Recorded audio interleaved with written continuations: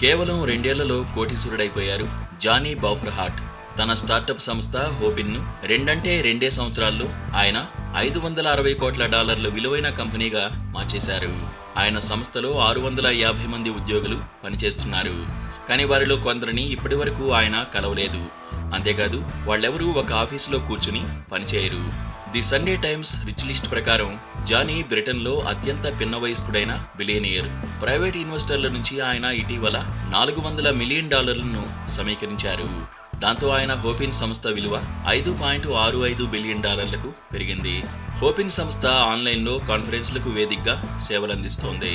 దానికి జానీ సీఈఓగా ఉన్నారు.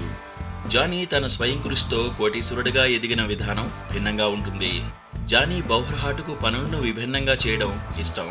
గతంలో ఇతర సంస్థలేవి పనిచేయని విధంగా మా సంస్థ పూర్తిగా రిమోట్గా పనిచేస్తుందని జానీ వివరించారు. ఇంత కోటీశ్వరుడైనా ఆయనకు సొంత ఆఫీస్ లేదు. చివరికి సొంత ఇల్లు కూడా లేదు. ఆయన స్పెయిన్లోని బార్సిలోనాలో అద్దెకుంటున్నారు. ఆయన డిజిటల్ సంచారిలా ఒక చోట నుంచి మరొక చోటకు తిరుగుతూనే ఉంటారు. ఆయన ఎక్కడుంటే అక్కడి నుంచే సంస్థ వ్యవహారాలు చక్కబెడుతూ ఉంటారు. బార్సిలోనాలో అద్దెకుంటున్న ఎయిర్ బిఎన్బి నివాసం నుంచే ఆయన బీబీసీతో మాట్లాడారు.